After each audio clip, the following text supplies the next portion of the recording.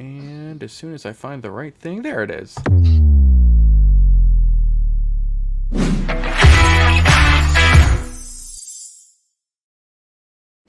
Don't mind me just being distracted by all the incredible weather that is happening outside my door right now. Thank you all for joining the Cover One Roundup. I am your usual host, David Fox, who will be with you for as long as weather permits. With me, as usual, is my co-host, UberHansen, and we are here, folks, to talk about football. Like actual football stuff that is happening in real life in the year of our Lord, 2024. It's pretty cool. We are going to talk about training camp. Today was the very first day with pads, and it got heated, according to many reports, which I am very excited about. Always excited about very large men hitting each other in the face. It is why I do this podcast. It is very, very fun. So it's going to be... We're going to have a lot to talk about, because we actually have things to talk about instead of just going back and forth about what might happen. Now we can talk about what did happen and what might happen from that, which is very exciting. So, but without further ado, Uber, how are you? Yeah, I'm good. I too have a storm brewing outside of my house as well. So if either of us drop off at any point, the world knows that, you know, we probably went full Dorothy from Wizard of Oz and took off into the dusk of night. So yeah, I'm monitoring this as well. It's definitely nature trying to keep us from telling you about the Buffalo Bills. Yeah. Because they know that the Bills are going to be good this year, and they don't want you to know about that. But we're not going to let nature stop us. That is what climate change is for. So, we're going to move away from that, and we're going to talk about the Bills. But before we get into that, we are going to talk about you, our lovely sponsors of this show. And that includes our audience members, those who are Cover One Pass subscribers for $60 a year. For the entire year, $60. You can get the best Bills content out there, period. You get access to Greg Thompson's salary cap breakdown. You get access to other exclusive content that is made by our wonderful creators. You also get access to the best Bills community out there in our Discord server. It's not just talking about the Bills, though. You've got all sorts of channels to talk about video games, movies, TV, whatever is on your mind. You've got people in there that want to talk about it, that's for sure. If you sign up today, it gets $60, and you get to jump in with everyone else right before the season starts. You get to integrate yourself with some people. There's some fantasy leagues that are getting started up now in the Cover One Discord. Had to think of that for a second. It is a great community, and in addition to all of that wonderful stuff, you do get a free t-shirt and decal.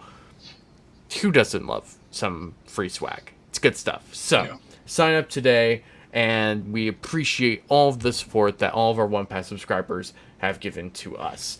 In addition to One Pass, we are also brought to you by Underdog Fantasy. Folks, now that training camp has started and in full effect, it's time to start looking at your fantasy league. Start reminding your league managers to get a schedule for your draft. But if that one league a year just isn't enough for you, and you have a hankering for more disappointment in your life, go to Underdog Fantasy. You will be able to get all sorts of opportunities. Best ball drafts allow you to make all the fun of drafting your own players, but without the waivers and lineup decisions. On top of that, if you use the promo code COVER1 when signing up to make your first deposit, you get a match on that deposit. I'm going all of this from memory. I just pulled up the actual ad rate, so we're gonna be better now. If you use promo code COVER1, that's the number 1, when signing up to make your first deposit, Underdog will match that deposit up to $100. That is a free $100 of free play if you use promo code COVER1. Sign up today and start winning today. All right, we are just gonna jump into it. Yeah. Because I do not know how much time I have on here. So let's talk about. I'm gonna let you start this off. Where do you want to go first? let's get Josh Allen out of the way and what we've Let's do heard it. and at least seen of him. Hmm. So I'll start on this. So the thing with Josh Allen this year and going to every single training camp is we know what Josh Allen is. We trust him as our quarterback, but something feels different this year. Something feels a little bit better, a little crisper. Mm. Every single report out of training camp is about how good Josh Allen looks. He's absolutely slinging the rock. He's threading needles. He's doing all this incredible stuff. There's still the occasional interception, which, of course, there's going to be that in training camp. Yeah. You're literally set up to throw interceptions. They're trying to put certain situations in front of you that are incredibly difficult. But at the same time, there's just seems to be something different with him. And I wonder if a lot of it's just like he realizes now this is his entire team. This is his team. And he has to lead them to the central promised land. And I truly believe that this is the year we really see Josh Allen take that leadership step on top of this possibility that he somehow is better this year. That would be absurd. I think that's a real possibility. I think that, I mean, just sort of looking at what few training camp videos I've seen, you kind of just see it in his throwing motion, right? He talked about, Yeah. you know, working on that in the off season, and sometimes it's kind of like, people just sort of say things to say things during an interview or whatever. It seems pretty clear that he's adjusted his throwing motion a little bit, that it's a little smoother, it's a little cleaner, it's not quite as elongated as it got in the last couple of seasons. And, I think some of that was a result of having the elbow injury that he had in Yeah. 2022 and not really being able to do things in the offseason that he would normally do, just trying to rest his elbow to try and recover from that, which makes sense.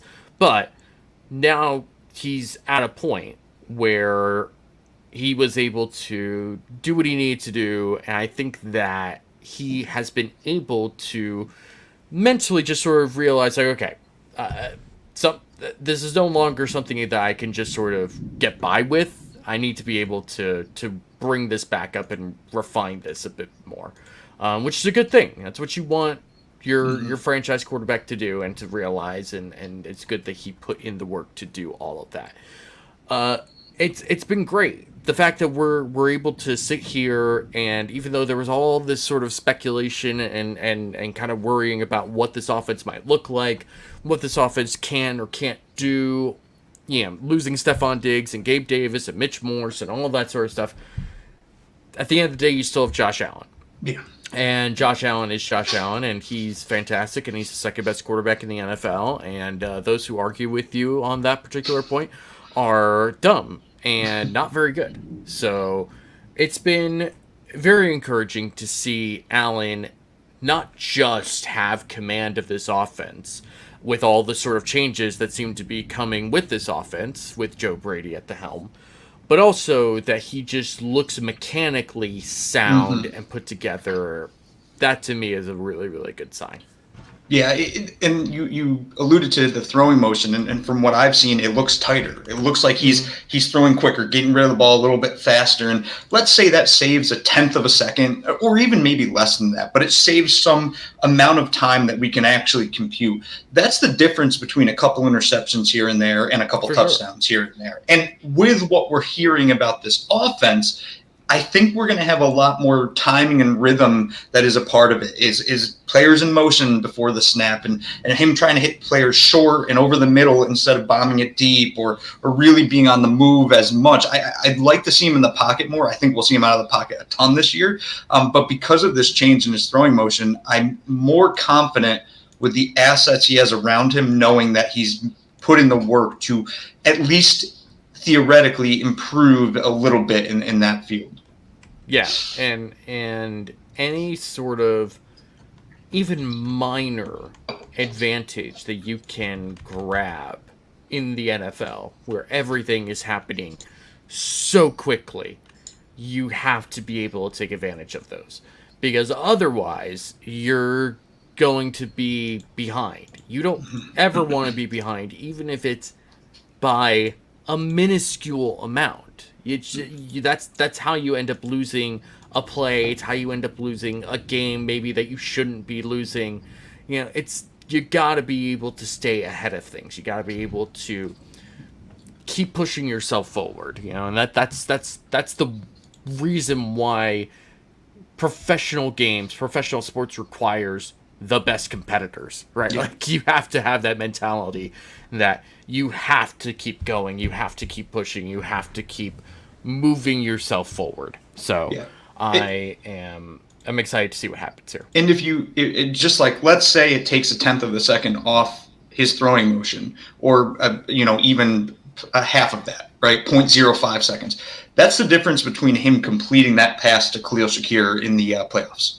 So if that's what we see this year, is we see just he has that extra little bit of time to make that throw, I think you could see a very, very special year from Josh. 100%. Moving on, I am gonna talk about what is right now a minor thing that could end up becoming a major thing. So we talked earlier, or I mentioned earlier, that Mitch Morse, starting center for this team since 2019, is now gone, is with the Jacksonville Jaguars, and now that meant moving Connor McGovern from left guard to center, which he has not played since he was in college, I believe, and moving David Edwards from this backup jumbo set role to a starting position at left guard, which, of course, he is, or has been. I mean, for a long time in his career, David Edwards was a good starter for the Los Angeles Rams. But now we're hearing reports from people that there's been some issues with snaps from Connor McGovern, both in shotgun and today under center. So, for a team that really didn't have to worry about things like that with Mitch Morse, this is a slight concern. Yeah. So I don't love that this is something that's happening right now. As former disgraced co-host Kyle Salagi says, yes, David, I was just going to ask when we can throw Connor McGovern in the trash. So I don't, like I said, I don't want to make too much out of this until it becomes a thing. And maybe it does become a thing, but there's a reasonable chance that this is not a huge deal. And I would like to be hopeful about that, but that being said, this is one of those things that you can control, and it's one of those things that you can't always account for in the operation, right? A coach can account for a lot of things, pre-snap, post-snap, with the call, all that sort of stuff. A quarterback can adjust things, an offensive line can adjust their protection, all of this sort of stuff. But all of that goes out the window if the snap doesn't get to where it needs to be. And it's in a way, it's sort of like how you can run a great route, you can get open against coverage, you can read the coverage right. If you just don't catch the ball, who cares? Right? Like, you have to be able to do that, like, critical part of the operation. Otherwise, everything just sort of falls apart. And yes, as Justin builds Lego, who I don't know if this is the first time you've been on our show. If this is, welcome to the Cover One Roundup. We're happy to have you. He hasn't snapped in years. Snaps can be cleaned up. I believe that, and I think that that's a good point, that he hasn't done this sort of thing consistently over years. That's fine. That's fair to bring up. But right now, it is something that's become an occurrence on more than just like a snap, a drive. Or even just a day, right? Like, this is multiple days of training camp where I've seen reports of this, and it's gonna be something until it's not something. So that's what I wanted to largely bring up. John at Discontinued Foods says, I've been looking forward to this. Love your analysis. Thank you. I'm shut in with COVID, but nobody circles the human immune system like the Buffalo Bills. Amen, brother. Let me tell you something. When I had COVID, the end of 2020, that was like that was the time when the Bills just went on that crazy run in December, where they went against what was it? It was like the Patriots, the Niners, and the Steelers, I think, in that span or something like that.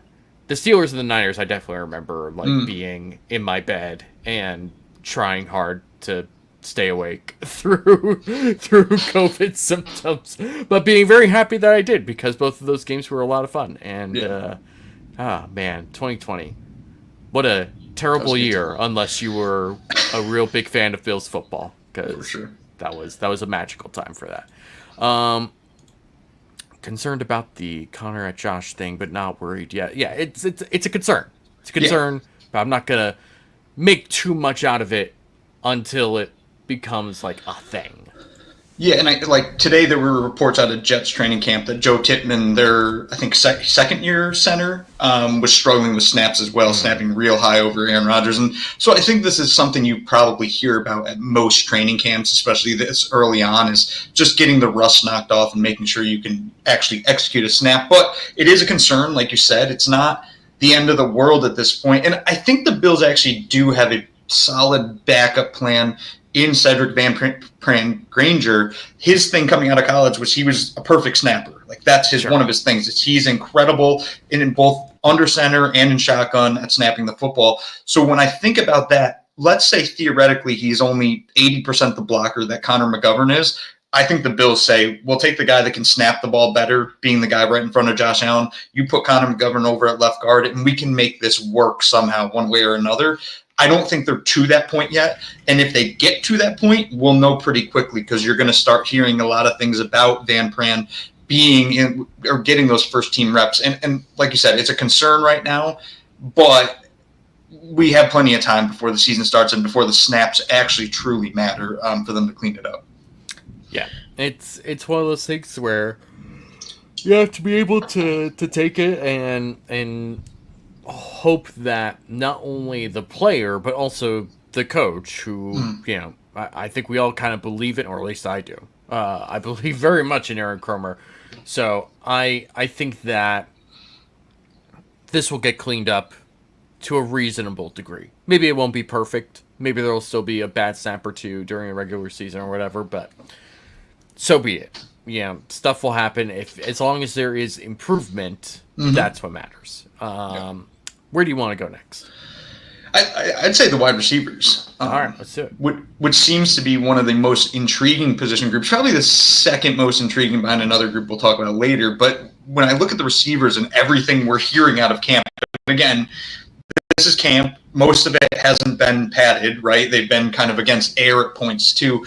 But you're seeing highlights and you're hearing things about Keon Coleman and about Curtis Samuel and about Khalil Shakir and about Mac Hollins. And all of them are good things. But supposedly Keon Coleman looks way better than anybody expected him to. He's making great catches. He's going after the ball, using his hands. Curtis Samuel looks phenomenal, and they're lining him up everywhere, sometimes in the backfield, sometimes in the slot, sometimes out wide. And this whole entire strategy of the offseason seems to be coming together of replacing Stephon Diggs in the aggregate with a bunch of good wide receivers, one of whom has an upside in Keon Coleman to be great, regardless of what some random fantasy football analyst might try to tell you on Twitter about how he's performing this offseason. I think it's a really exciting thing that just focus on wide receivers, not even bringing up Dalton Kincaid and Dawson Knox, who by all accounts also look great. It's a really good thing for Buffalo that they now have a trio, at least, of wide receivers that look really good in camp. And Mac Hollins probably looks better than most teams' wide receiver 3, wide receiver 2. None of this matters until they actually get in a game and play real football. But at least right now in camp, the vibes are really good, and everything kind of seems to be rolling for the offense right now.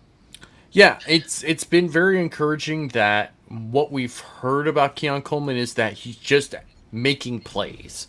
Right, when he's getting thrown to, there are plays being made, and that's important. Like, you know that he's going to have his struggles because he is raw. He's gonna have his issues because he is young, but that's also kind of just how the Bills have taken guys, especially early in the draft. I mean, we talked about this after Keon Coleman got drafted, where there seemed to be some pushback, some confusion about, like, this is not their usual type at wide receiver. They don't normally get these, throw it up and jump and get it type of guys.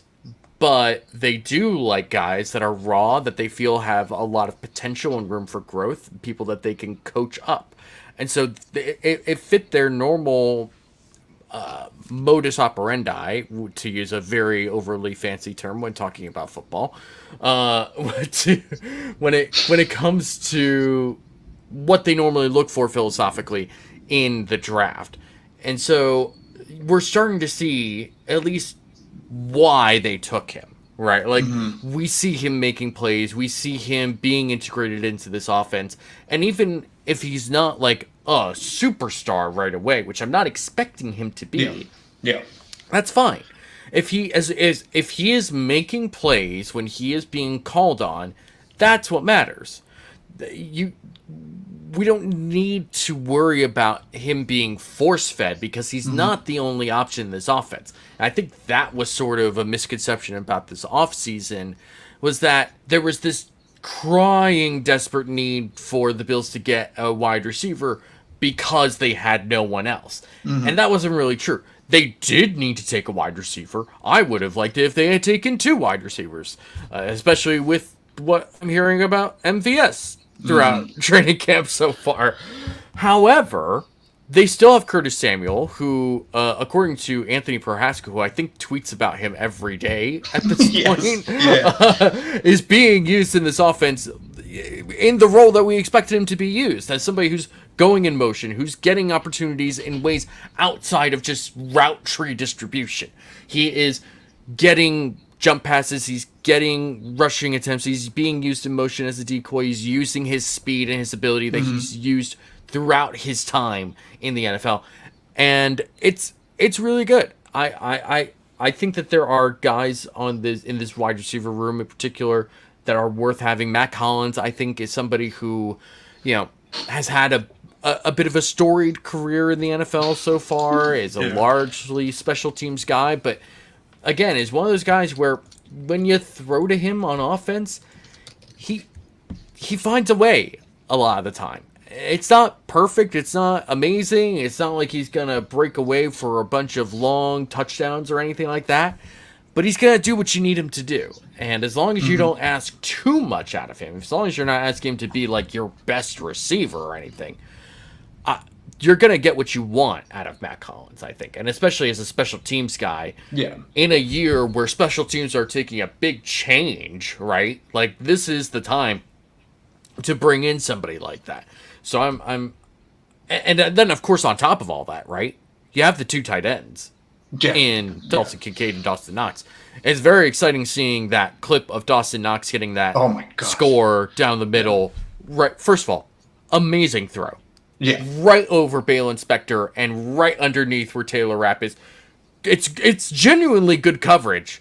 It's just a great throw and a great catch. And a great throw and a great catch are going to beat great coverage 9 times out of 10. And that's what you want to be able to see, because Dawson Knox and Josh Allen clearly still have their chemistry. They still trust each other. It's just a matter of these guys getting their opportunity. And I think with Knox and Kincaid, you will have plenty of options, plenty of guys that will be good for this team, in addition to what they have at wide receiver.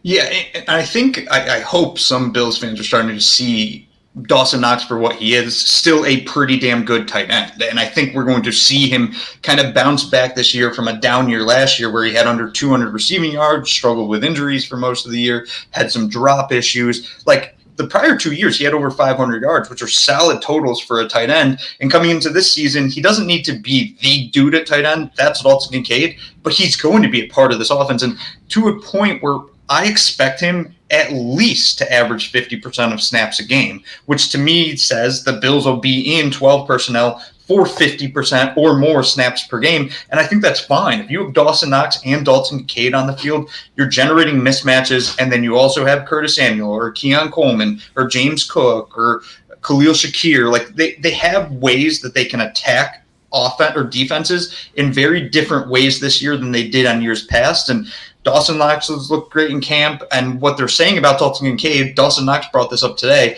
he's confident. Like, that's the difference with him this year. He's confident. He's ready to play in the NFL, like truly ready to play. So we're not going to see that lull early in the season where Sean McDermott's like, this guy's not quite ready to legitimately compete as a tight end 1 in the NFL. This year, he is going to compete as a tight end 1. And my estimate for him, or my predictions, is still close to 100 catches, over 1,000 yards. Like, I think he's going to finish the season as one of those guys where you're talking about a special season from a tight end, right? I'm not saying he's going to be the greatest tight end of all time, but a season where you're like, those totals are damn good for a tight end. Yeah, and I think that he has just got all the potential to be a strong receiving tight end, which is why they drafted him, right? I know there were concerns about his age and, you know, how effective of a blocker can Kincaid be. At the end of the day, you just saw on film and in the analytics, you just saw this guy just like, this is one of those things where you're just like, I know there are concerns and they're real concerns, I get it, but also you gotta just take a chance on this dude, and because what he can do is unique and it's special and it's really good. And that's why you take someone like that, especially in the late first round, right? Like, that's what you want to do. We're gonna get some comments here. Justin Builds Lego says, if Van Pran is pretty decent by end of camp, I wouldn't mind that. I wouldn't mind that either. BK, any word on Dwayne Carter? I was thinking about this earlier. I don't think I've seen anything about Dwayne Carter. Part of me wonders how much of the focus is on someone like Dwayne Carter, especially because he's probably largely running with a second or third team unit.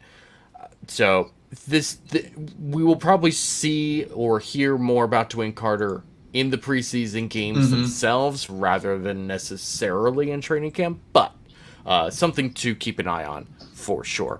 BK also says MV ass strikes again. I will neither confirm nor deny that. I'm glad to hear Coleman looks good. I am not surprised by Samuel. I liked him before the Bills signed him. It was a good signing, and he was a good player and has been a good player.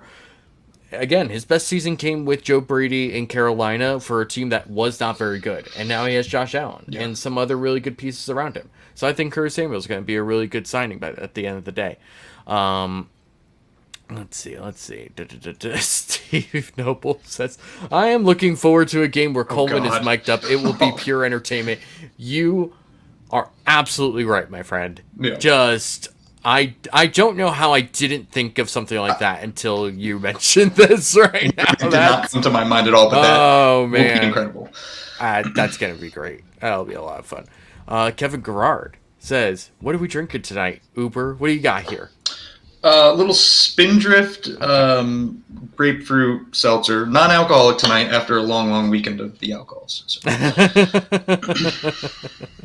Was there a wedding, or was this just a regular Uber weekend for you? No, this is a regular weekend, man. That's fair. That's a regular weekend.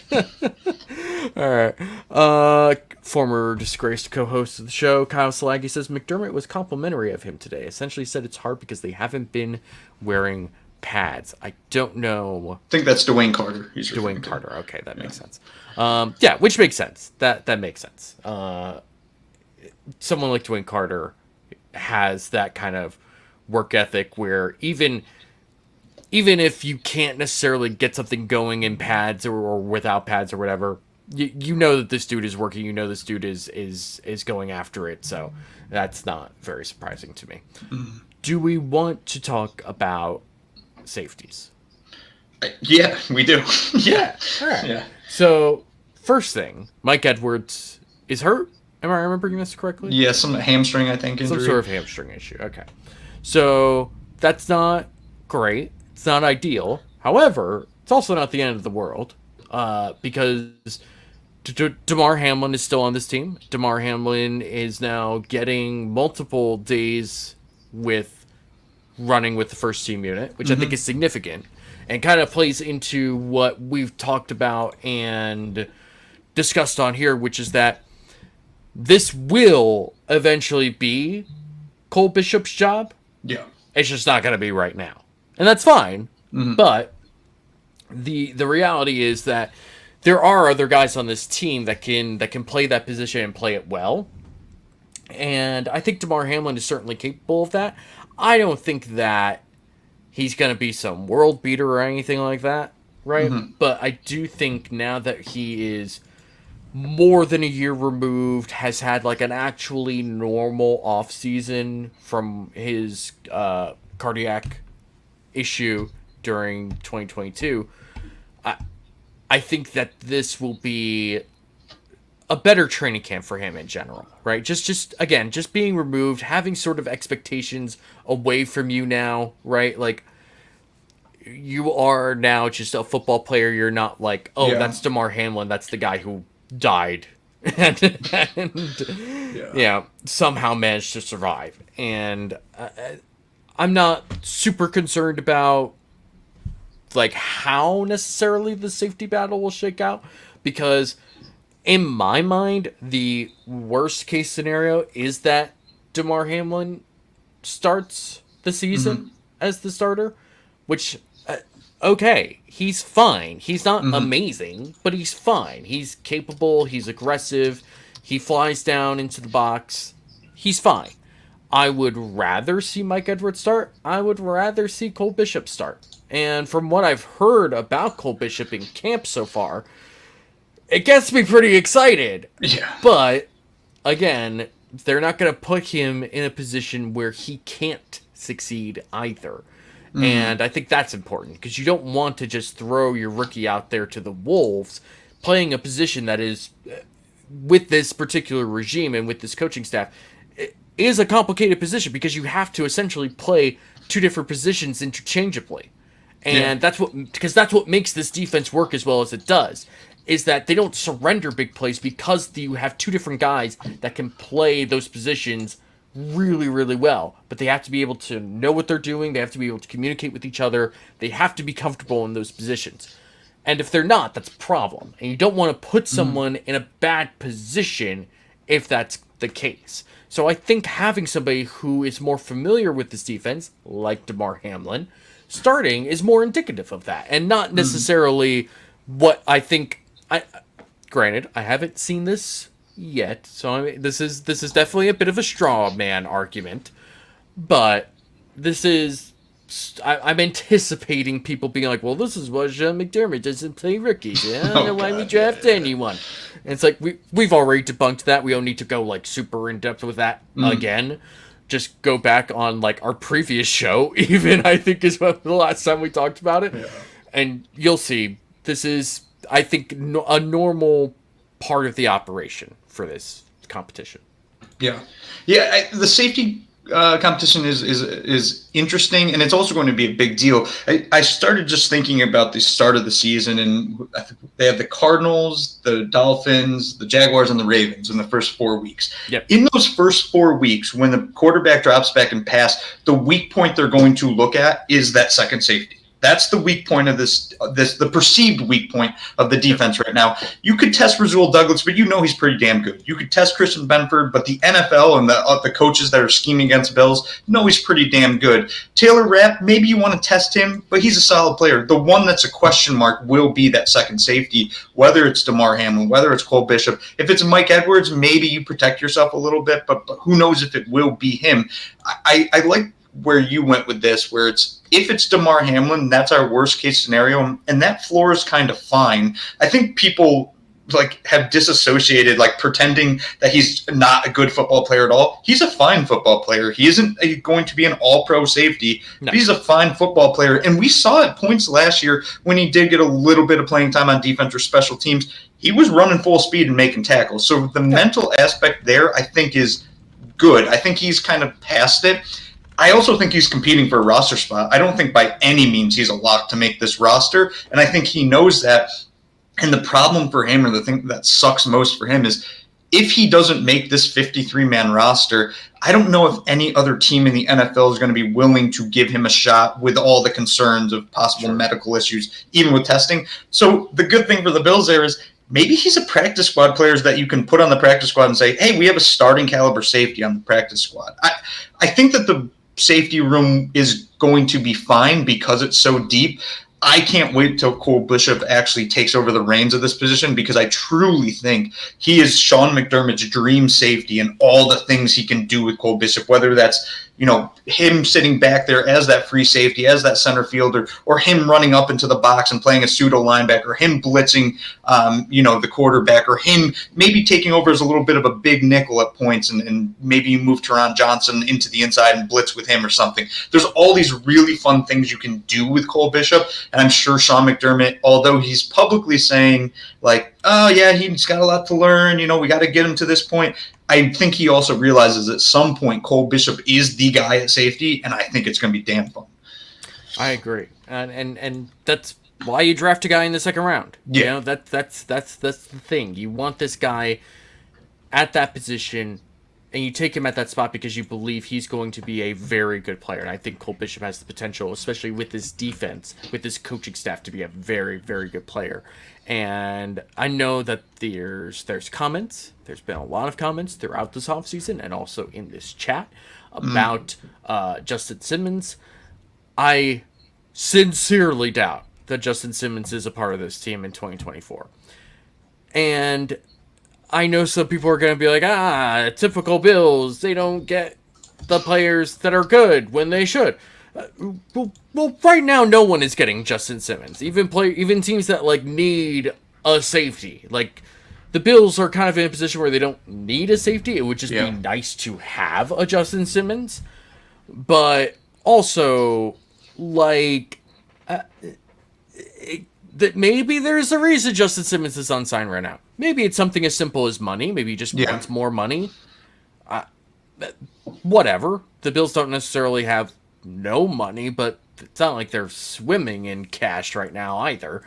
And the other part of this is just, he doesn't need a full training camp, which who Justin builds Lego says, true, he doesn't need to have a whole camp. I believe that was also said about Micah Hyde here by Sal. Roy Collins also says, is Quandre Diggs still available? I think he is, if I'm remembering correctly. I think Quandre Diggs is still available.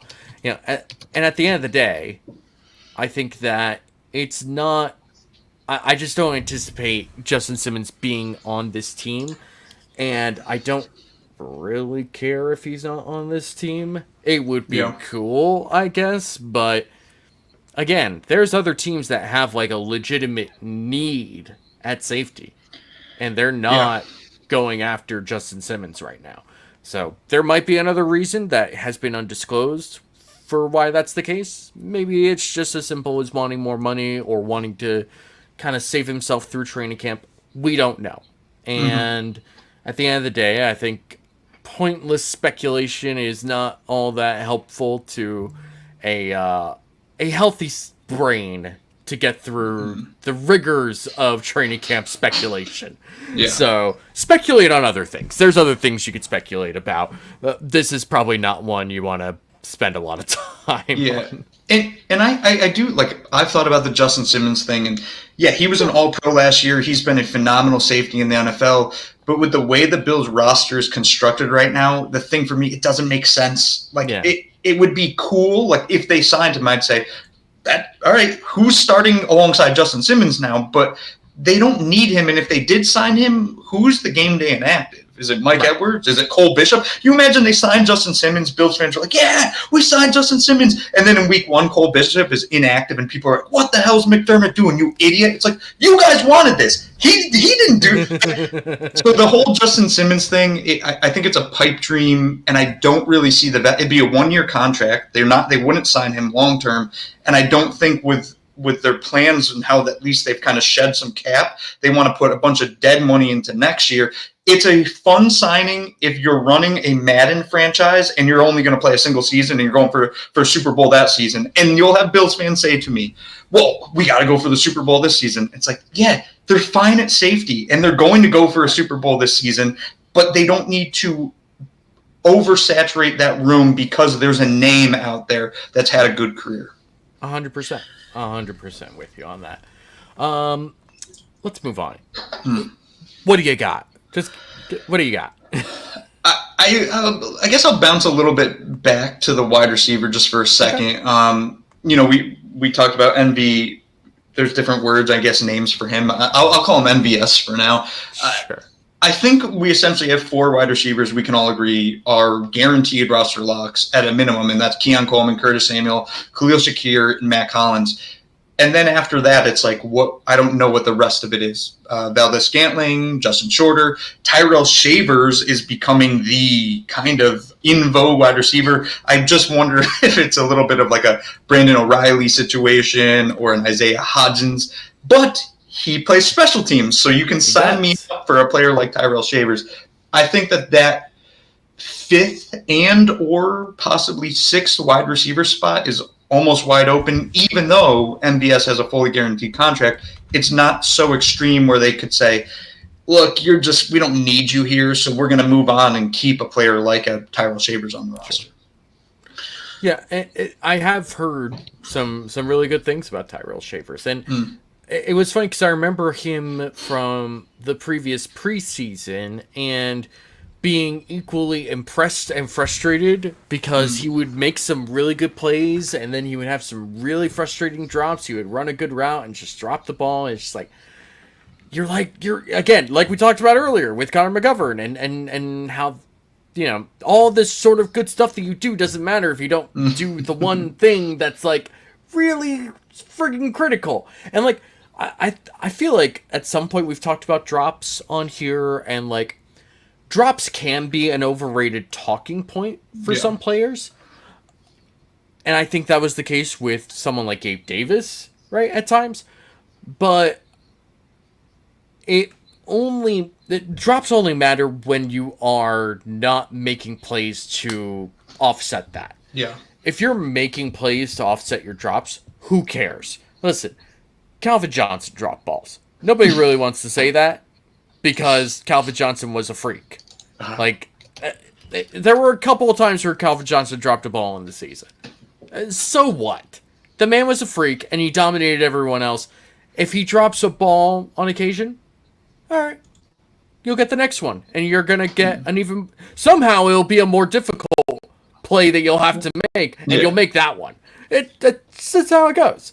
Not everyone is like a Larry Fitzgerald, where it's like, a shock if he drops a ball or bobbles a ball, right? It's just how it is. Sometimes this is how it is. But again, drops matter when you're not making other plays to offset that. I don't even really think Tyrell Shavers is going to be in a position to do something like that. Yeah. He'll have to prove himself in the preseason, right? But like, if we're talking about regular season action, he's what? Wide receiver 5 or 6 or something like that? Okay, he's going to be a special teamer. And if he's a good special teamer, that's what matters, at least to me. So I'm much more okay with hearing... I'm interested in seeing how Tyrell Shavers does in the actual preseason. If he's somebody that can just go through preseason and not even... I don't even think it's about making big plays for him. It's just about like, hey, can you just catch a curl? Can you just catch a slant and just not... have it be this whole process for you? Just do a couple of easy things and make it look easy, and then also do the thing on special teams that we know we're pretty confident you can do, and we'll be good. And I think that's fine. That's his path to the roster. Yeah, and I think that because of that special teams, it's just a legitimate chance he does have a path to this roster, where some of the players I named in the past, like Isaiah Hodgins, he didn't have a path because he was a wide receiver. He was not a special teams player. In fact, there's countless videos from preseason of him trying to play special teams, and it was an absolute disaster. That's why he didn't make that Bills 53-man roster. But then you look at this season, you look at a player like Chase Claypool, who I don't trust on special teams and is banged up. He's fighting for a roster spot too. I think Claypool's basically done at this point, unless he goes into a preseason game with Mitch Trubisky and puts up like 100 yards and looks like the Chase Claypool we saw back, 2021 or something when he was with the Steelers. Yeah. Like, that's what he would need to show to make the roster. It's all, we're talking about bottom of the list players here, bottom of the depth chart players here. But there's interesting battles that to be won there, to be had there between these, 4 or 5 wide receivers that are truly, truly on the bubble. Yeah, and what I understand, again, going back to like the state of the wide receiver room, even if there's no like superstar alpha type of guy in the wide receiver room, it doesn't mean that they are bereft of talent either.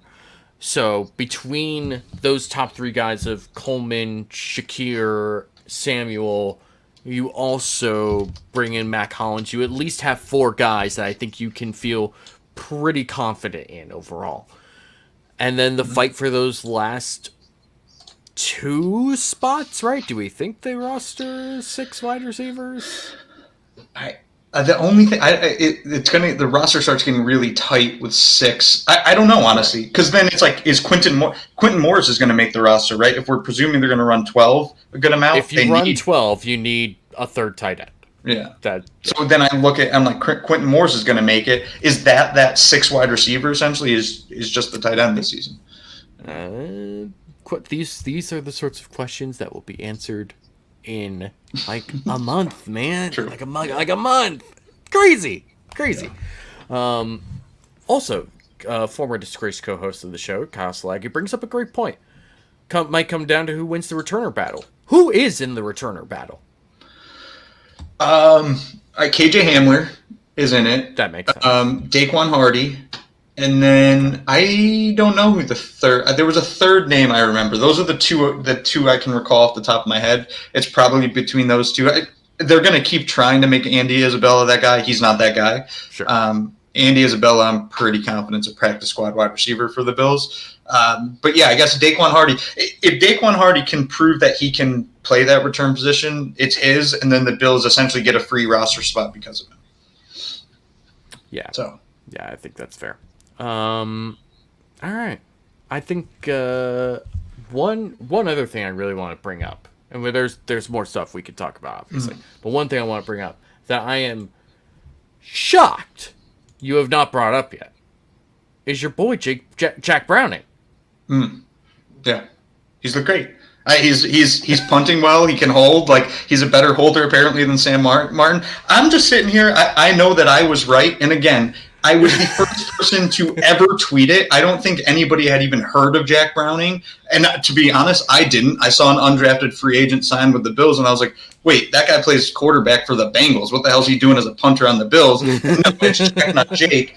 Yeah, he's going to be the Bills punter. I guess I could probably bring it up every week and talk about it, but, just be ready for him, and I will be – maybe I'll wear a party hat the day it finally happens to cut Sam Martin, and I'll just take all of my, accolades and Uber, you were right, because I rarely hear that from most people in my life. So, yeah, that's fair. You're not worried about it. You don't even want to bring it up because you already know that you're right. Is the vibe I'm getting from you. Exactly. That's fair. That being said, it's good that he's doing well and that people seem to be. I think the fact that I haven't seen a ton about Jack Browning, at first I was like, ooh, does that mean he's not doing well and people don't want to talk about that? And it's like, too bad. Or it's just like, oh yeah, he's just there and he's doing what he needs to do. So there you go. I think the first preseason game will be telling too, right? If Jack Browning is punting, if we don't see Sam Martin at all, Jack Browning punts the entire game and doesn't make an absolute fool of himself, they'll cut Sam Martin the next day. I would expect it to more be Sam Martin gets the first half, then Jack Browning gets the second half, when the Bills will probably be punting a lot more, and then the next day they'll cut Sam Martin. I think that's all fair. Mm-hmm. Let's talk about somebody that we talked about last week quite a bit, and that's Kaiir Elam. Yeah. Who right now seems to be having a pretty strong camp, which is nice, and that's a very encouraging thing to see. I feel like maybe not every day, but quite a few days he's had at least one interception. Mm-hmm. And that's what you want to see. Again, going back to wide receivers and drops, and you need to be able to offset what you're dropping with good plays. That was sort of what we talked about with Kaiir Elam last week, is if you're going to be somebody who surrenders a first down because of a penalty, or you're not in position because you lost your man or whatever, you need to be able to make up for those sorts of mistakes and plays. Yeah. And if you're catching interceptions, if you're making turnovers, suddenly it's okay. It's not so bad. I always think of Asante Samuel Sr. I hate that I have to specify that now. Yeah. It's not fun. I do not like that. It makes me very upset. But Asante Samuel Sr., not a big cornerback, did not tackle well, and took a lot of chances. The thing is, though, he took a lot of really good chances and made a lot of really big plays and was a really smart corner that just knew how to take advantage of quarterbacks. And consistently too. It wasn't like, oh, he's got this guy's number, or he does well because he's on this side of the field or whatever. It's like, no, it doesn't really matter who you put Asante Samuel up against, because he made it to where it was no longer about physicality. Yeah. It was no longer a physical game with Asante Samuel. It was all about, can I be in the exact right position before you can be there? Mm-hmm. And I'm not even saying that that's what Kaiir Elam needs to be, because Kaiir Elam is built far better than Asante Samuel Sr. was. Asante Samuel Sr. was a smaller, slight of frame sort of corner, and so he had to learn and build up exactly how he needed to play at that high sort of all-pro level that he ended up achieving. With Kaiir Elam, it's like, you are built well. You are built to take on physicality as a defensive back. But you also need to actually learn how to do that effectively and consistently, and not just rely on your physical traits so that you can kind of bully whoever you want. You need to be able to put the different parts of the puzzle together so that you can be the corner that they want you to be. Yeah, I mean, I think that's perfectly said, and I think it's kind of showed through the first couple years of his career. When he gets into the game, you can see the flashes of really, really good talent, but a lot of it is, I don't think immaturity is the right word, but an immature football knowledge to some extent. Like, he makes mistakes and he gets handsy and he does these things that professional corners don't typically do as much. And he needed time to learn. Maybe he has learned heading into the season. My only thing with him is, I just can't. We've talked about this before. I don't know his path to start. Like, I saw somebody today alluding to this idea that maybe he's in a competition with Rasul Douglas, and I think that's insane. I would be floored if he beats out Rasul Douglas for the Bills starting corner position. And then you go to Christian Benford, and Anthony Prohaska, Pro Ant Skies Coverage, had a tweet about Christian Benford and was like, he's phenomenal. Like, I forgot who he basically froze at the line. Maybe it was Justin Shorter, who is a physical freak, and Christian Benford, not a physical freak. The fact that he could freeze him at the line of scrimmage goes to that whole idea of football maturity, let's say, where Christian Benford understands the game, understands the hand fighting. I just don't know how Elam can beat out Benford. I've said this before too, though. If Elam does win a starting job, that means he played so freaking well this preseason and this training camp that the Bills are like, he's so damn good that he's going to beat out two really good corners, or at least one of the two. That's a really good thing for the Bills. It's just they don't need it, and I really don't think they expect it. But it is nonetheless really good to hear that Elam is playing well in camp, seems to be more confident, seems to be gelling with the coaching staff. I will add the last caveat to all of this. I need to see him in the preseason game, because all of this sounds really, really nice when he's playing against his team. But the second he steps on the field, if I still see that handsy corner that's making kind of silly, goofy mistakes, none of this mattered, because he's still the same guy. So I'm excited to hear that he's doing well, but I'm cautiously optimistic about it. Yeah, and I think that's all very fair. Like I said, like, him having a good camp is a very good thing, because we want Kaiir Elam to succeed. But Christian Benford is there. Rasul Douglas is there. Maybe the thought is, because Rasul Douglas is on the last year of his deal, if I'm remembering correctly. Yeah. And, not necessarily a spring chicken. Not like super old or anything, but he's not exactly young either. Kaiir Elam is younger. Christian Benford is younger. I think that there's potential where they, at the very least, feel comfortable in saying, okay, thank you, Rasul Douglas, for your service to this team. We are very grateful for all of the good things that you have done, and we wish you the best in your next endeavors. However, we feel confident in Christian Benford and Kyer Elam. And I think that's fine. Hypothetically speaking. I have no idea if that's going to be the case or not. We're a long ways away from that sort of discussion right now. Yeah. I'm only throwing this out there as a potential, like, this is something that could happen down the road, while still being able to say Rasul Douglas and Christian Benford are your starting cornerbacks, and they're going to be your starting cornerbacks for a reason. It's because they're good. And both of them are good. And that's what you want. That's what you want. You want to be able to have good players starting and have players that you are, at the very least, reasonably confident in as your depth guys. As Walter S. says here, Elam has some Trayvon Diggs to his game, in my opinion. By that, I mean there will be a ton of boom and bust that comes with his play style that will generate turnovers and allow some big conversions. They're definitely different players in sort of the style in which they play. But yeah, I mean, your point in general is very correct. That there's boom bust with how they play, and I think that's a big part of it. You have to be able to live with that. You have to be able to come to terms with the fact that it's not going to be perfect. It's not always going to be exactly what you want it to be. But if he makes those plays that need to be made, that's what matters. And really, that's why you drafted him. Because you were willing to take a chance on somebody that does not normally fit what you want to do. Right? We talked about Keon Coleman earlier. Seems like somebody who, doesn't necessarily fit into what they want to do, but philosophically very much was.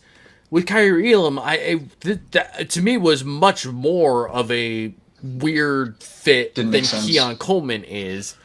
And I think that with Elam, you just sort of banked on him being a really good physical presence and just taking on traits and hoping you get enough out of them. Yeah. And I'm not totally convinced they are wrong. And we'll see if they are. Maybe it's just not gonna end up being... It's not gonna work out. Maybe it's not. But I'm much more confident now, through the first couple of days of training camp, and him being a part of this and being a big part of it, and not hearing like, oh, well, another up and down day for Kyrie. Sure. It's just like, it just sort of seems like, okay, he's giving up some plays, but he's making some plays. Without it being like this far apart in terms of the delta between his plays. It's closer to like this, right? At least that's the impression I'm getting. I'm not there. I don't know I'm only going off what people are telling me. Very, very much a hearsay sort of an analysis, if you want to say that. But yeah, that's where I'm at with Kyer Elam right now. Yeah, I'm excited for preseason, like legitimately excited for preseason games to see players like Kyer Elam play football, because I want to see a jump in their skill set. And I think you can truly see that in those games to some extent. For sure. I don't know, man. Where you want to go for there? Go from there? I really have probably one more here that I think from my end's worthy of bringing up. At least everything out of camp, Matt Milano and Terrell Bernard seems incredible. Yeah. I think I've seen a little bit of Matt Milano, still probably not 100% working through that leg, but he still looks really, really good. And then Terrell Bernard apparently looks phenomenal as well. And I am so excited to see the two of them on the field together to start the season, and hopefully see the two of them on the field together for over 17 games this year. I really think outside of Josh Allen and the quarterback room, the strongest room on this team is the linebacker room. And on top of that, we're hearing reports that Dorian Williams looks good too, which would be a fun little upside thing on the back end here is if a Bernard or a Milano needs a breather or needs a game or two because of some sort of injury, you bring Dorian Williams in and maybe he's pretty damn good. Maybe he has the same arc to some extent that a Terrell Bernard had. Having three linebackers of a solid caliber would be really, really big for this team in 2024. Yeah, yeah, I'm 100% on board with that. Um, yeah. So, with all that said, until we get, unless somebody wants to throw in some comments Mm, and wants us to talk about, I kind of feel like we went up and down this roster. we did. Yeah. Like other than the running backs, which James Cook like missed a day or two for a wedding, it looks like, which yeah, good for him. And Ty Johnson got hurt. That's kind of all I got. Oh, and Ray Davis looks good. I have seen that. I've seen Ray Yes. Davis. I've heard a lot of Ray Davis, so that's good. I'm In good with that. screen game too, I think Ant said there was a lot of screens they Yes, were running, which yes. is exciting because I don't know. I think in my life I can probably count on one hand how many times I've seen the Bills run and execute a screen in a game. I think the Well, last time the Bills were like a consistently good screen team was probably with Chan Gailey. yeah, yeah, Which yeah. you know, I love Chan Gailey. I'll never doubt Chan Gailey. Um, Strangely enough, being an offensive coordinator for all but all teams in the AFC East except the Patriots, and Mm, I think Ryan Fitzpatrick was his quarterback at all those stops. But yeah, I'm looking forward to that was a big thing. Just sort of seeing like, oh, they're practicing a screen and it's working. Crazy. yeah, That in yeah. itself would be a nice extra element to add to this offense. Actually, no. Let's talk about that for a quick second. We kind Mm, of brought it up when talking about Curtis Samuel. I think that this offense. Oh, perfect timing. Perfect timing. Former disgraced co-host Kyle Salagi. Through 5 days, anything you're super excited to see from Brady or Babbage? Anything you're concerned about? With Brady, in particular, I'll leave the comment up. yes. With Brady, I love hearing that there is motion, that there's shifting, Yes. that there's bootleg action, that you're moving Josh around in and out of the pocket, that you're moving the pocket around. That feels different than what they've been doing than what they were doing last year, both with Ken Dorsey and Mhm. also with Joe Brady using Ken Dorsey's playbook, right? Like, this is good stuff that I want to see. This is, to me, it felt like Ken Dorsey wanted to evolve Josh Allen into essentially a more traditional quarterback that also just happened to be supercharged, right? Mhm. Like, he wanted him to be like a John Elway type in a sense, but also still wanted him to be like superstar, freaky, balls to the wall Josh Allen. And I don't think that player exists unless you're Patrick Mahomes, Mhm. right? Like Patrick Mahomes is kind of the ultimate guy where he can beat you literally every single way. And even then, like Patrick Mahomes is getting help from Andy Reid. Right, like Yeah. Andy Reid is helping Patrick Mahomes more than Ken Dorsey was helping Josh Allen. Right, like that's the thing, and that's not something that's like a subjective, like oh well, technically you feel it's like no.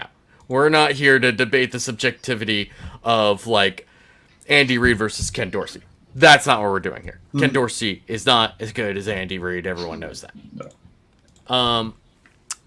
But what I am saying is that the evolution that seems to be happening with Joe Brady is looking at him and saying, okay, what are things that we haven't done that we can do that still fit with what you really should be able to do, Mhm. that are going to help you, that fit with what you're doing. So I'm excited to see that. That's what I'm really excited about.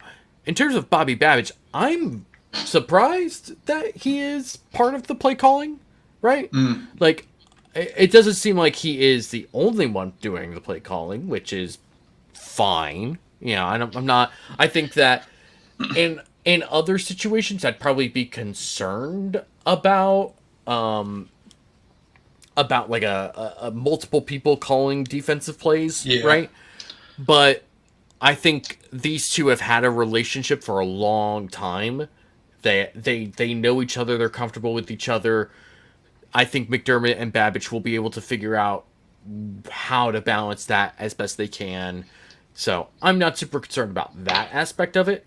It seems like the defense has had some struggles throughout this camp, keeping up with the offense. So we'll see how that goes. This might be sort of like, I don't know, maybe what we saw with the Dolphins last year, where the defense kind of struggled out the gate, just sort of like how a lot of Vic Fangio defenses tend to do. And eventually, along the stretch of the season, they got better and better, which, again, is what Vic Fangio defenses are want to do.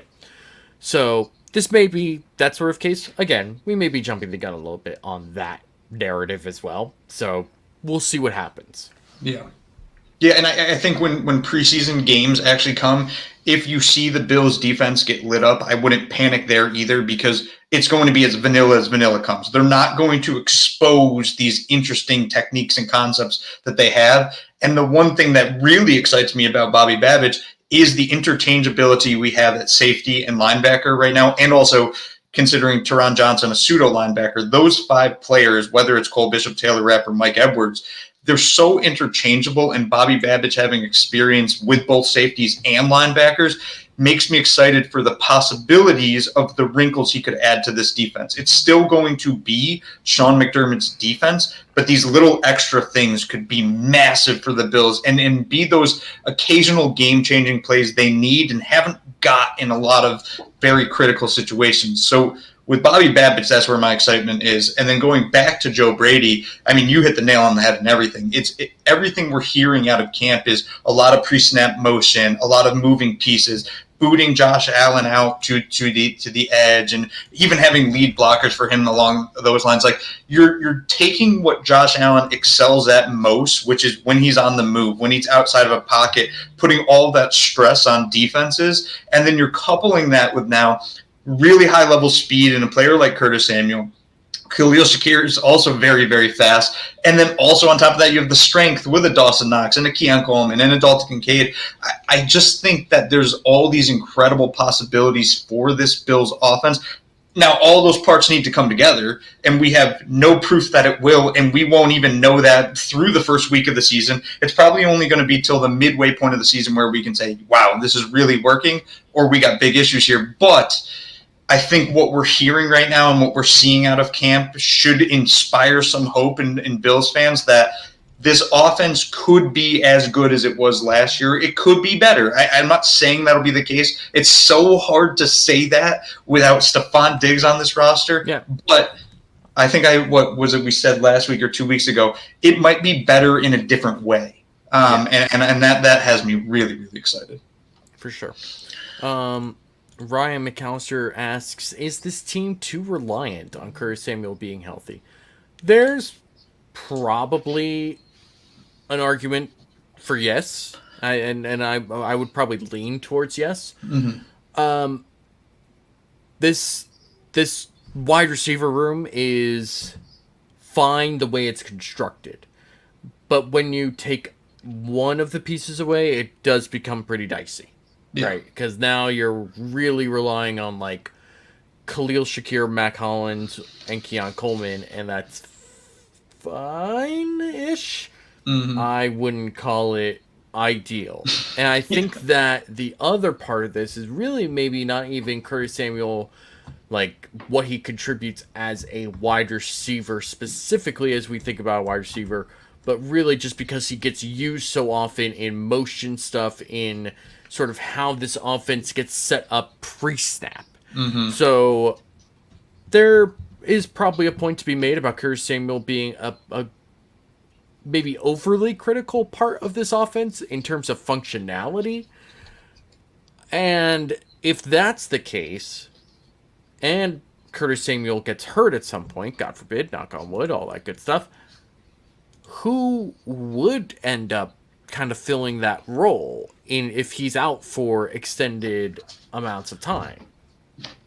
Yeah, I mean, I think it pivots to Khalil Shakir, but he can't do the same things that Curtis Samuel can do, but he can do his own things. And I think you have some sort of combination of, in a hypothetical where Curtis Samuel misses extended periods of time, you're going to see an uptick in snaps for Khalil Shakir, and you're going to see that 12 personnel increase as well. And that's the one thing I think that the Bills could always lean back on if they need to, is running those 2 tight end sets, because I even did the analysis on it. Like, the Bills have a top 5 tight end duo in the NFL. If you do not think so, go through all 32 teams. There is no way in hell you're naming 28 duos that you think are better than Dalton Kincaid and Dawson Knox. So Buffalo can lean on that if they have to, if there's issues in the receiver room. And on top of all of this, what if Keon Coleman's just really, really good? Like, what if he's legitimately wide receiver 1?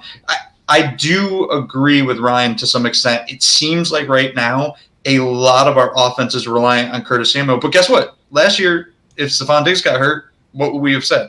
The wide receiver room was very, very dicey after Stephon Diggs. Yep, 100%. I tend to agree with all that. Let's see.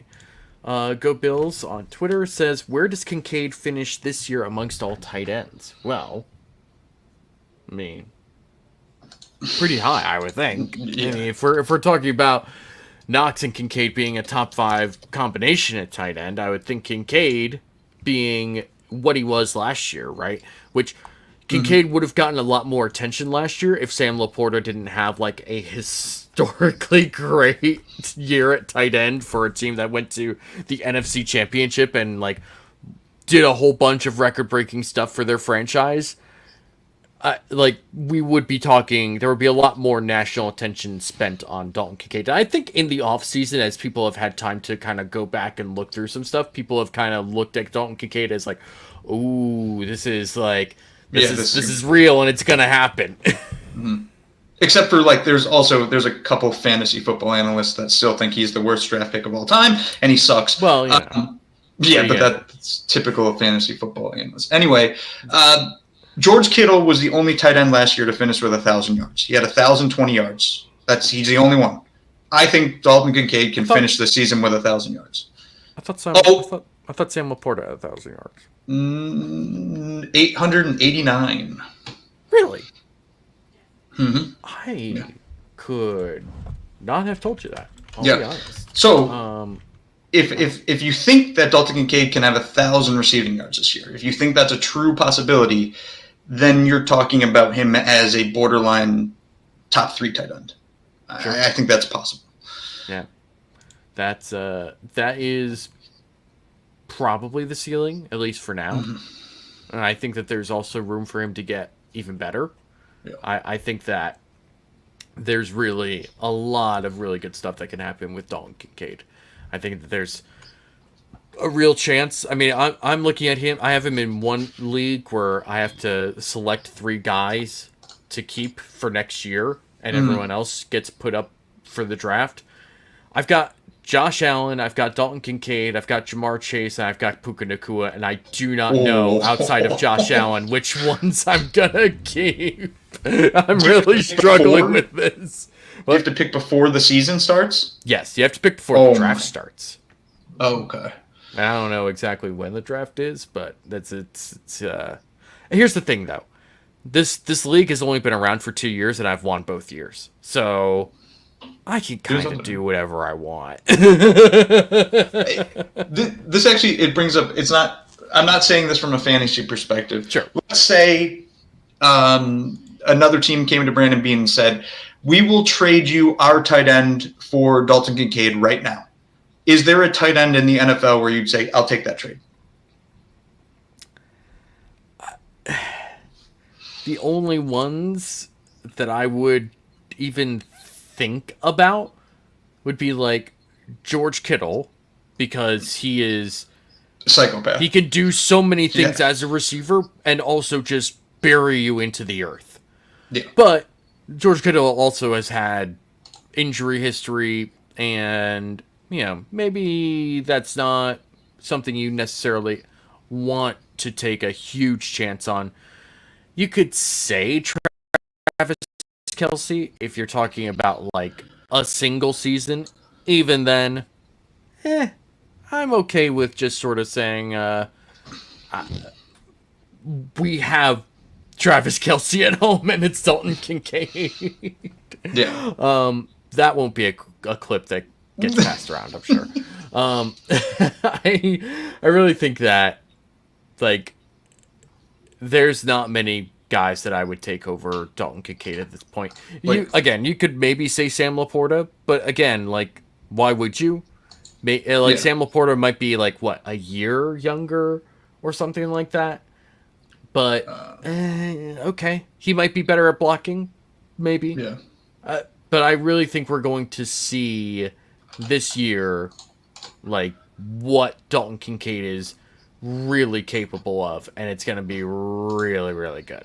Yeah, I think it's, when you go actually look at the top tight ends in the league, like, right, George Kittle, Travis Kelce, I think those are the two big names. And then people now are throwing Sam Laporta in there. After them, it's like TJ Hawkinson, Evan Ingram, David Njoku. Like, I don't think it's wild to say that Dalton Kincaid could finish this season where we're like, Bills might have maybe one of the best tight ends in the NFL, maybe the best tight end. And I think, where did I see that? Who's that tight end again in Atlanta? No, I'm not going to believe in that unicorn until I actually see his horn or something. That is a clip that'll get passed around maybe. Cole Kmet's also very good too. Cole Kmet's also very good. Yes, he is. Cole Kmet's a solid guy. Just Tip Canoe, what it do? Good to see you, my man. Mike Malakitar also says Allen will have to spread the ball out, but I don't think that's a bad thing. Allen, the tactician. I think this is sort of like what Ken Dorsey was trying to do, right? I just think Joe Brady is probably going to do it in a way that makes more sense and is better, right? My name is Jeff also brings up another good tight end, good receiving tight end, Mark Andrews, who has had some really great seasons with Baltimore and unfortunately got hurt at the end of last year. Also a victim of that really, really bad Thursday night game between Cincinnati and Baltimore where Mark Andrews and Joe Burrow both got hurt on the same night. It was just like, oh God, it's brutal. Crazy stat with Mark Andrews. He only has one season with more than 900 receiving yards. Interesting. I feel like he's consistently over 800. Am I right? He's got 3 of his 7 are over 8, or 3 of his 6 are over 800. Interesting. Only one in 2021 he had that 107 receptions, 1,400 yards. That's the big one. Other than that, you look at the rest, you're like, yeah, pretty good. Yeah, that makes sense. That makes sense. I mean, you think about that offense being very run heavy, right? And being so run first, and also with your quarterback being a big part of your run game. Yeah. And, so what did he finish with last year? I'm curious. He was, because he was hurt, he had 10, he played 10 games, he had 544 yards. So. Okay. So realistically, what, probably around 800 yards? It probably would have been a little bit of a push to get. Would it have been? 935 if you average it out. Sure. So okay. That makes sense.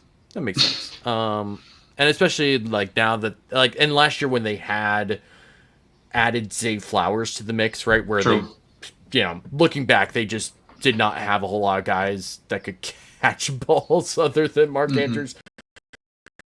So anyway, we're getting into a very weird Mark Andrews segue, which I was not expecting on this show. No. I'll be honest. All right, I think I'm gonna call it there. I'm gonna call it there. Except I'm not gonna call it there because we're gonna do some. I need to sneeze. God, that could not have been worse timing. God. Whatever. Let's do true or rubbish. True or rubbish. Let's go.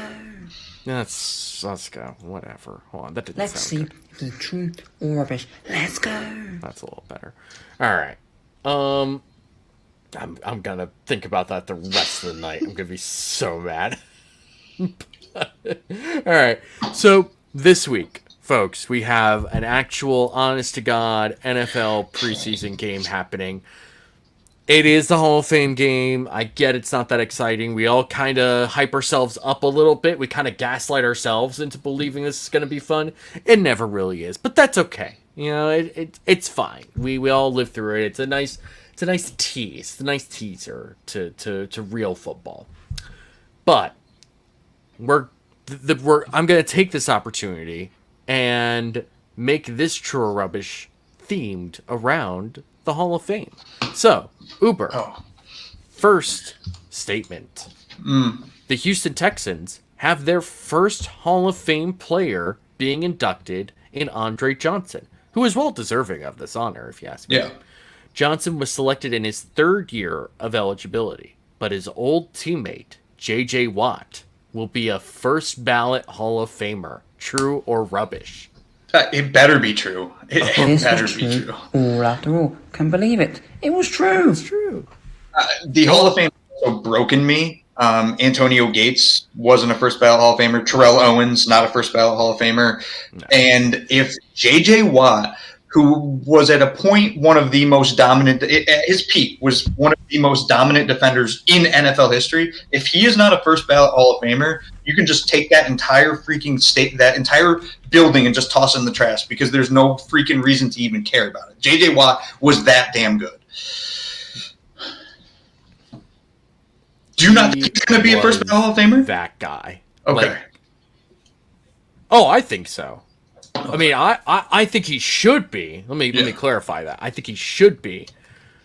But first of all, I think that he had seasons that were lost to injury and didn't necessarily have like a super long career like RJ brings up here. Did JJ play long enough to be a first ballot guy? So that's a great question, and I have in front of me, I think the main reason why he'll be maybe not a first ballot, but he'll definitely be a Hall of Famer, and I think that there's a good chance he'll be a first ballot guy. He was a 5-time first-team All-Pro, 2-time second-team All-Pro, 5-time Pro Bowler, led the league in sacks twice, and 3-time Defensive Player of the Year, including back-to-back in 2014 and 2015.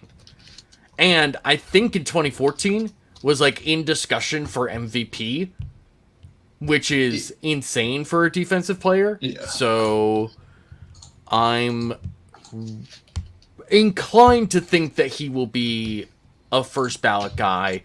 114 total sacks, 70 pass deflections, 27 forced fumbles. I mean, this is just basic stats, right? This is not accounting for what we're now in an era where we're now looking at Hall of Fame guys and we're able to integrate like advanced metrics into the discussion here. Whether or not the people voting take those into discussion, I have no idea. I'm just pointing out that this is now a tool available to us that would not have been available with other guys. So I am inclined to think that J.J. Watt will be a first ballot Hall of Famer. I also would have said that about Antonio Gates and DeMarcus Ware and Terrell Owens, and they weren't. So we will see. Calvin Johnson was, and Calvin Johnson played less games than J.J. Watt played. That's a very good point. A very good point. Moving on. By the way, for those of you who are still with us in the chat, first of all, thank you. And if you are so inclined, if you enjoy this show, please drop a like, subscribe to the channel. It helps us greatly. But also, feel free to play along. If I did not explain this game, which normally I do, but I got so mad from sneezing right as I was about to hit the drop that I don't think I remembered to do it. So I will read a statement.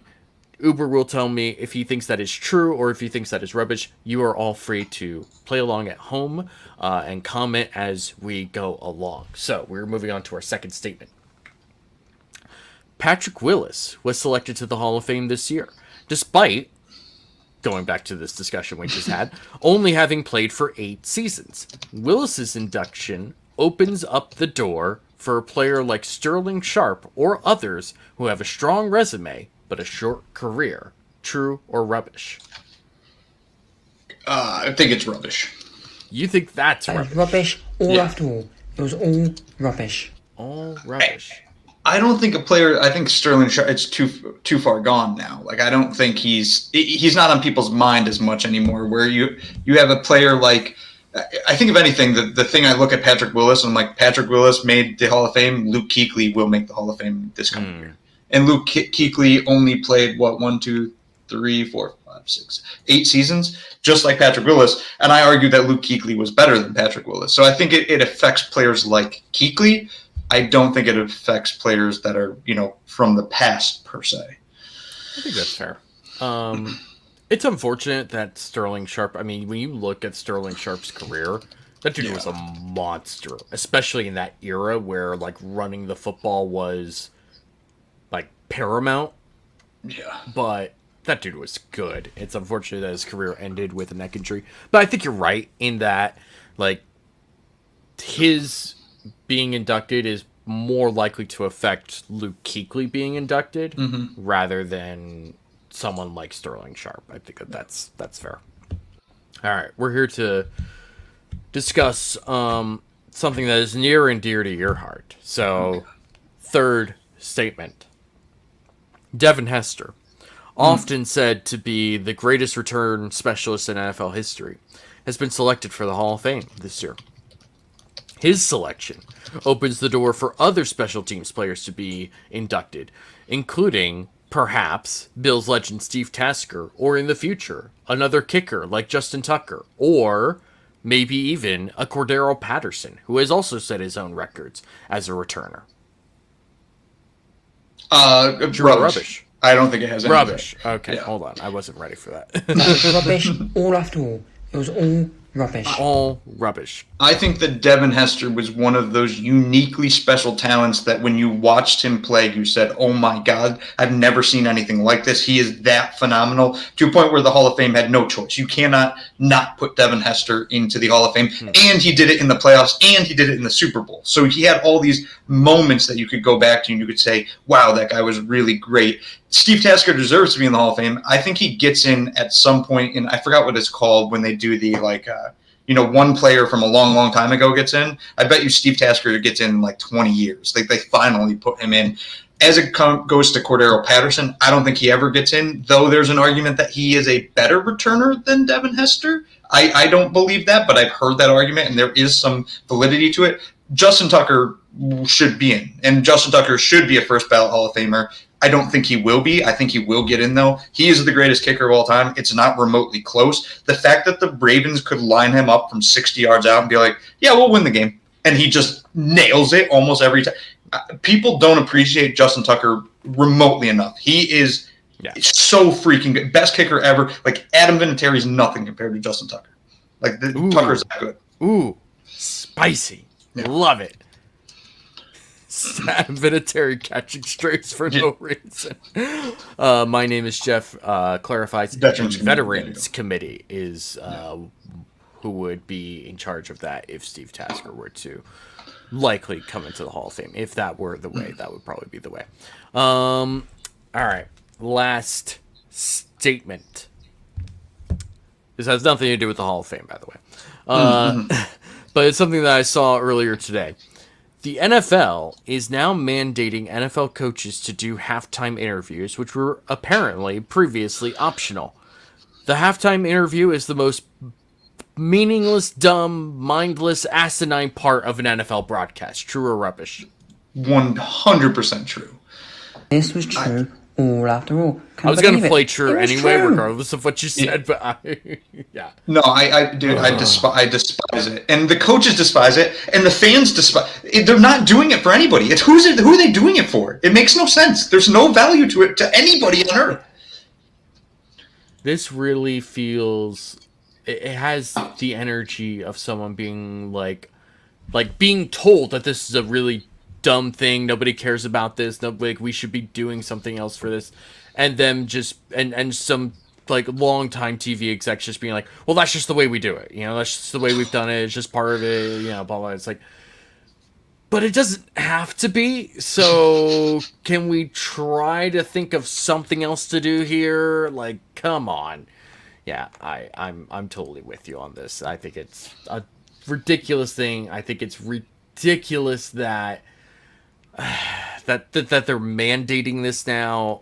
I don't like this. It's so dumb. This is not something that should be It's not something that should be out here. This is not what the NFL should be focusing on, or either the NFL or TV broadcast, whoever is trying to get this pushed through. Stop. Yeah. Just stop. That's my take on that. All right. You got anything else? No, I think we basically covered the Bills as best we could today. Like you said, we went through the entire roster, and here within the by next Monday, maybe we have something more. The following Monday, we 100% will, because we'll have a preseason game in the books. Keon's Jacket Jockey says platitudes, syllogisms, and dumb stuff is all you hear in those interviews. I will say, I already looked it up. Don't worry. You did. That word. Syllogism is an instance of a form of reasoning in which a conclusion, whether validly or not, from two given or assumed propositions, each of which shares a term with the conclusion and shares a common or middle term not present in the conclusion. Example. This didn't help me. Right? I'm totally lost. So example is all dogs are animals. All animals have 4 legs. Therefore, all dogs have 4 legs. That's a syllogism. All dogs are animals. All animals have 4 legs. Therefore, all dogs have 4 legs. That's not wrong. You could have used a much simpler word, I think, to have explained that. But you know what? We learned something new today. So if it looks like a duck, quacks like a duck, and walks like a duck, it's probably a duck. I wonder if that's a syllogism. It's a good question. English We'll have to discuss that next week on Cover One Roundup After Show Grammar. Folks, thank you for tuning in tonight. We are very glad to not only be able to do this show, but to actually do this show and talk about real football stuff. We are really looking forward to next week and having more training camp stuff to talk about and getting ready for preseason games. If you like this show, please hit the like button on your way out if you have not done so already. Share this with your friends, enemies, lovers, and neighbors. Subscribe to this channel. Subscribe to Cover One Fantasy, where Chris Juice is doing some amazing stuff every single day, especially ramping up to fantasy football season as well. You want to check out what he's putting out. He is doing great stuff there. In addition, we've got all sorts of shows.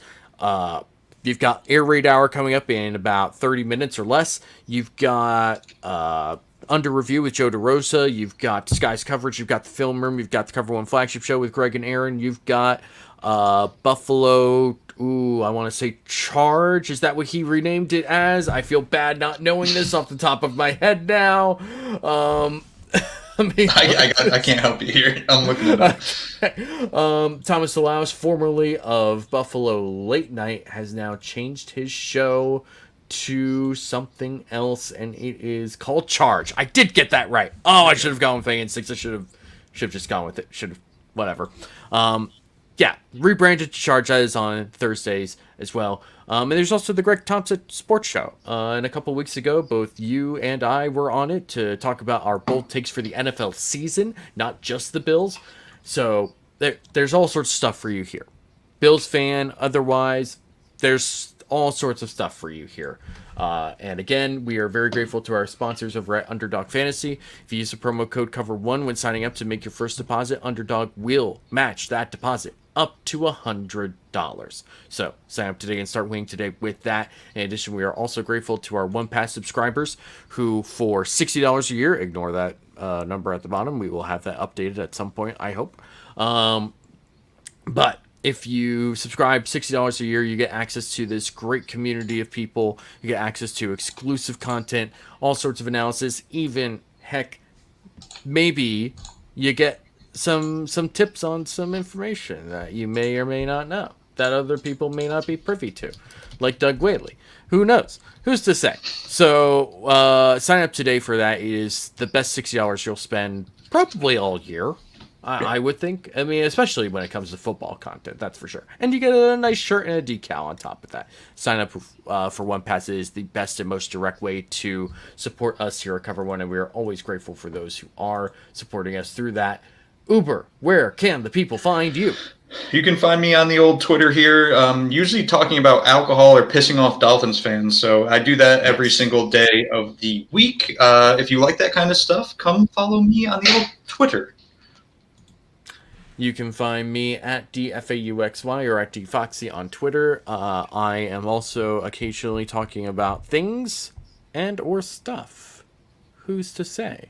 In addition to that, I also write over at Buffalo Bills Sports Illustrated, where I've been putting out at least one article a week, which is nice. It's nice that I've been able to do that. Usually, it's nice. It's nice being consistent. It's a nice thing. All right. Thank you all for joining us. We will see you all next week. We are very much looking forward to the rest of the week of training camp, and we can't wait for the preseason. Thank you all for joining. All right. Bye-bye.